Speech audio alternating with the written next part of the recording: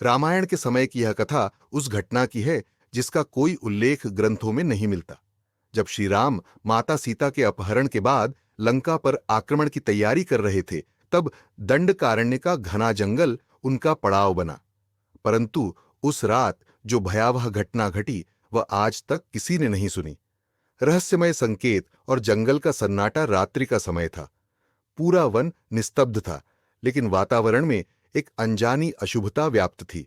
अचानक वानर सेना के कई योद्धाओं ने किसी अनदेखी शक्ति की उपस्थिति महसूस की। हवा में एक अजीब सी गंध भर गई, इतनी तीव्र कि कुछ वानर अचेत होने लगे। हनुमान जी यह देखकर सतर्क हो गए। उन्होंने पूरे वन का भ्रमण किया, लेकिन सब कुछ सामान्य प्रतीत हुआ। जब वे वापस लौटे तो पाया कि श्रीराम अपने शिविर में नहीं थे। हनुमान जी ने जब शिविर में श्रीराम का नाम लेकर पुकारा तो उत्तर में केवल गूंजती हुई सिसकियां सुनाई दीं। पूरा वातावरण भयावह लगने लगा। हनुमान जी ने चारों ओर देखा, तभी एक अंधकारमय महल अचानक जंगल के बीच प्रकट हुआ।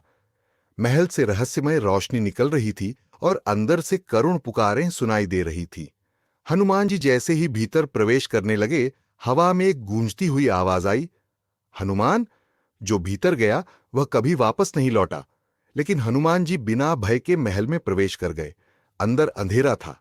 अचानक सामने दीवारों पर एक विशाल दर्पण प्रकट हुआ।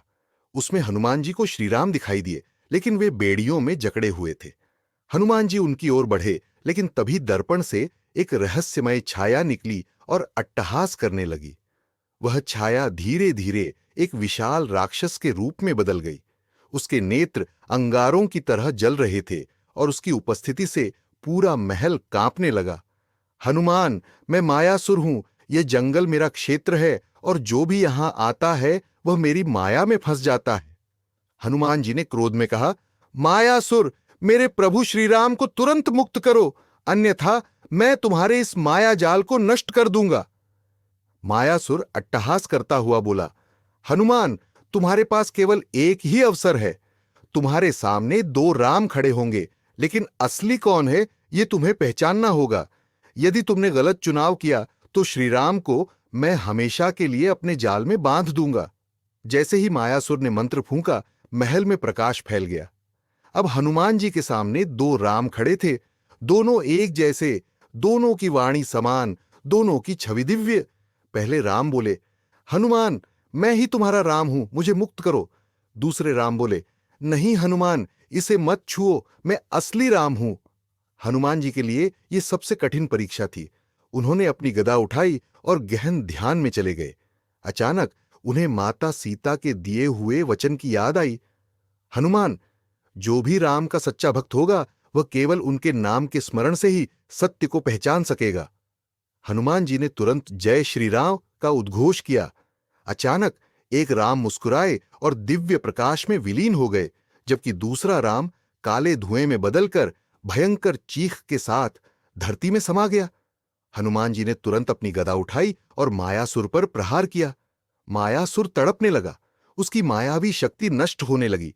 उसने कराहते हुए कहा, हनुमान, तुमने मेरी माया को नष्ट कर दिया, लेकिन यह श्राप अभी समाप्त नहीं हुआ। कोई और शक्ति है जो श्रीराम को लंका पहुंचने से रोकना चाहती है। यह सुनकर हनुमान जी चौंक गए। कौन शक्ति? लेकिन इससे पहले कि मायासुर उत्तर देता, वह जलकर भस्म हो गया। श्रीराम मुक्त हो गए और उन्होंने हनुमान जी को आशीर्वाद दिया। परंतु उनके मन में भी एक प्रश्न था, आखिर कौन सी शक्ति हमें रोकना चाहती है? क्या यह रावण का षड्यंत्र था या कोई और? श्रीराम बोले, हनुमान, यह परीक्षा समाप्त नहीं हुई। एक और भयावह रहस्य हमारा इंतजार कर रहा है।